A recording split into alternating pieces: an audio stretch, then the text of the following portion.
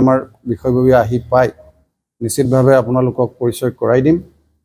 তো আজি সংবাদ মেলত আপোনালোক আহি উপস্থিত হোৱাৰ কাৰণে মই জিলা সমিতিৰ তৰফৰ পৰা আপোনালোকক হিয়াভৰা কৃতজ্ঞতা জনাইছোঁ, ধন্যবাদ জনাইছোঁ। আশা ৰাখিছোঁ আগন্তুক দিনতো সংবাদ জগতৰ লগত জড়িত শিৱসাগৰৰ বিশিষ্ট সাংবাদিকসকলে আমাক সকলো দিশৰ পৰা সহায় সহযোগিতা পৰামৰ্শ প্ৰদান কৰি ভাৰতীয় জনতা পাৰ্টিৰ সাংগঠনিক দিশ শক্তিশালী কৰাত আপোনালোকে সদায় মাৰ্গদৰ্শক ৰূপে আমাক দিগদৰ্শন কৰিব, এই আশা আপোনালোকৰ পৰা ৰাখিলোঁ।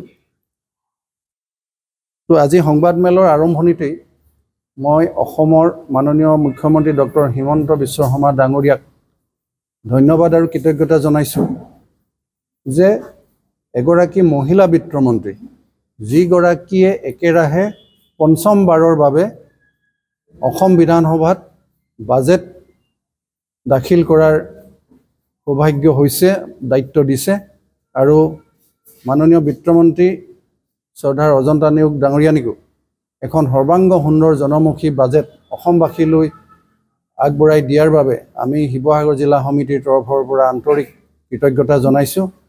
আৰু বাইদেউৰ এই প্ৰচেষ্টাক গোটেই অসমবাসী আজি শলাগ লৈছে, আমিও তেখেতৰ এই প্ৰচেষ্টাক শলাগ লৈছোঁ। আমি দেখা পাইছোঁ মহিলা সবলীকৰণৰ ওপৰত সৰ্বাধিক গুৰুত্ব আৰোপ কৰিছে। বিশেষকৈ মুখ্যমন্ত্ৰীৰ মহিলা উদ্যমিতা অভিযান যিটো চলি আছে,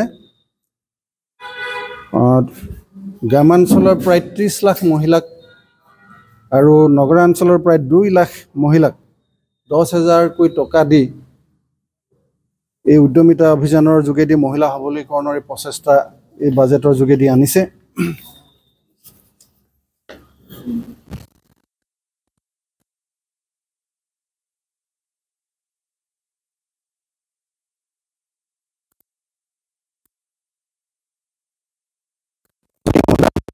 পৰিকল্পনা ৰাখিছে বাজেটত।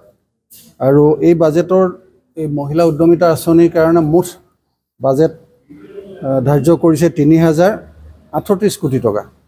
গতিকে এটা বৃহৎ অনুদান মহিলাসকলক সবলীকৰণৰ কাৰণে বাজেটত ব্যৱস্থা কৰিছে। ইয়াৰ পিছতে আমি দেখা পাইছোঁ মহিলাসকল হোৱাৰ আগতে আমাৰ যুৱতী হৈ থাকে, যিসকল শিক্ষা গ্ৰহণৰ সময়ত ছাত্ৰী হিচাপে অধ্যয়নৰত অৱস্থাত প্ৰতিগৰাকী হায়াৰ ছেকেণ্ডেৰী ফাৰ্ষ্ট ইয়েৰত পঢ়ি থকা কন্যাক ছাত্ৰীক মাহে 1,000কৈ 10 মাহত 10,000 টকা। যিখিনি ছোৱালীয়ে ডিগ্ৰী ফাৰ্ষ্ট ইয়েৰ পঢ়ি আছে তেওঁলোকক 1,250 টকা। যিবিলাক ছাত্ৰীয়ে ইউনিভাৰ্চিটিত প্ৰথম বৰ্ষত গৈছে, BEdৰ প্ৰথম বৰ্ষত নামভৰ্তি কৰিছে, তেওঁলোকক মাহে 2,500 টকাকৈ দিয়াৰ এই ব্যৱস্থা নিযুত মইনা আঁচনিৰ যোগেদি অসম চৰকাৰৰ তৰফৰ পৰা এই বাজেটৰ আনিছে। আৰু ইয়াৰ পৰা সৰ্বমুঠ প্ৰায় 1,08 লাখ ছাত্ৰী আগন্তুক দিনত ইয়াৰ দ্বাৰা উৎসাহিত হ'ব, উদগনি পাব। আৰু এই শিতানত বাজেটত আমি দেখা পাইছোঁ প্ৰায় 4.3 লাখ ছাত্ৰীক উপকৃত কৰিবৰ কাৰণে 391 কোটি টকা ধাৰ্য কৰিছে। গতিকে যথেষ্ট এটা ডাঙৰ অনুদান ইয়াত ধাৰ্য কৰা হৈছে। আৰু এটা দেখা পাইছোঁ মুখ্যমন্ত্ৰী জীৱন প্ৰেৰণা আঁচনি। ইয়াত যিসকল